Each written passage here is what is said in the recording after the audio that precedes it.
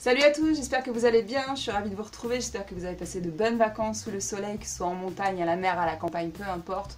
Personnellement, je me suis ressourcée, ça m'a fait un bien fou. Ça fait environ 3 semaines que vous n'avez pas eu de vidéo. Et d'ailleurs, durant ces 3 semaines, on a fêté donc les 1 an de la chaîne, donc je suis absolument ravie. Je pensais pas tenir autant que ça. Et sachant que ce sont mes enfants qui m'ont lancé là-dedans, enfin qui m'ont incité à me lancer. Et donc voilà, donc je suis super contente. La famille s'agrandit de plus en plus. J'ai vu qu'au jour d'aujourd'hui, on était 165 abonnés. Je crois un truc dans le genre, enfin bref, ça me fait plaisir, ça me touche.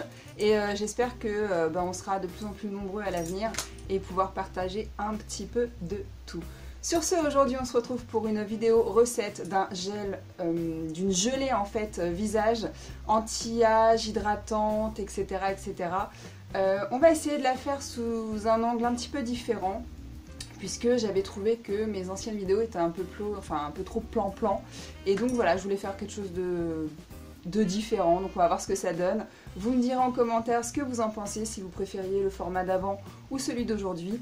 Et donc c'est parti. Donc je vous disais, aujourd'hui c'est la recette d'une gelée anti-âge pour notamment les peaux mixtes, mais je pense qu'elle peut convenir à peu près à tous les types de peau, sauf aux peaux sèches, mais ça je vous en parlerai dans mon verdict qui sera là incessamment sous peu.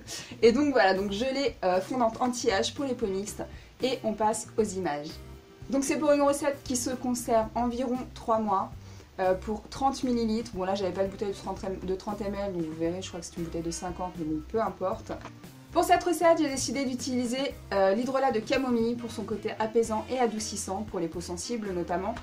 Et je vais en incorporer 30 g, soit 30 ml. Ensuite, je mets de la caféine. De la caféine, je la fais fondre en fait avec le bain-marie et j'en mets à hauteur de 0,3 g. Pour celles qui connaissent les petites cuillères de chez Aromazone, ce sera une cuillère d'âge et une cuillère pinch. Ensuite, j'ai décidé d'incorporer évidemment de la gomme oxantane pour faire une gelée.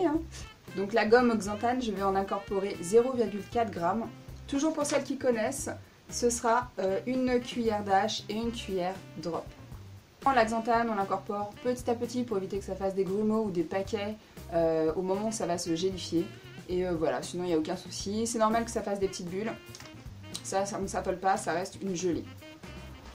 Ensuite, j'ai décidé d'incorporer 0,20 g d'allantoïne et 0,20 g d'inuline pour toutes les propriétés qu'elles peuvent nous apporter, notamment au niveau de l'hydratation, du côté apaisant, etc. Puisque l'été, le visage en prend quand même un sacré coup. Personnellement, je ne suis pas quelqu'un qui se badigeonne de crème solaire sur le visage. Donc, très légèrement, mais j'ai une tendance à m'en mettre que sur les épaules par exemple, ou les jambes, ou les pieds, etc. Donc voilà, il y avait vraiment besoin de réparer un petit peu tout ça. Et j'ajoute également du bioremodelant pour son effet anti-âge. Et ça, je vais en mettre 1 g, soit 2 cuillères d'âge. Je vais également ajouter du bisabolol qui est apaisant et réparateur. Je vous en avais déjà parlé, je l'avais mise dans ma crème réparatrice, cicatrisante, etc. hydratante pour ma cicatrice, dont je vous reparlerai également bientôt. Et bisabolol, j'ai décidé d'en incorporer 3-4 gouttes, je ne sais plus exactement ce que j'ai mis, j'ai dû en mettre 3 gouttes dedans. Et si on veut, mais c'est totalement facultatif, d'ailleurs la prochaine fois je m'abstiendrai de le mettre puisqu'au final ça n'a servi à rien, j'ai ajouté la fragrance Cocosonne. J'adore cette odeur, elle est absolument sublime, surtout pour l'été, c'est totalement idéal. Et j'en ai mis 10 gouttes. On n'oublie pas bien évidemment entre chaque ingrédient de bien mélanger sa préparation de façon à ce que tout soit bien homogénéisé. Et j'ai ajouté également 7 gouttes de conservateur Cosgarde. Après tout ça, on passe à la mise en bouteille que je n'ai pas filmée, mais je vous laisse avec les images finales.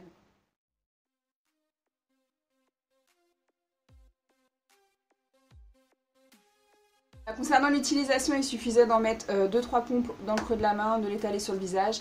Je vous reparlerai de tout ce que j'ai pensé de cette gelée, entre autres, dans une prochaine vidéo. Et voilà, j'espère que la rentrée s'est bien passée pour vos petits bouts si vous avez des enfants ou des petits-enfants. Et puis je vous dis à très vite pour une prochaine vidéo. N'hésitez pas à laisser des commentaires et à lâcher des likes. Et de me rejoindre également sur mes autres réseaux sociaux, Instagram, Snapchat et Facebook. Et oui, c'est la rentrée, on va s'y remettre un petit peu à tout ça. Voilà, ciao, à bientôt.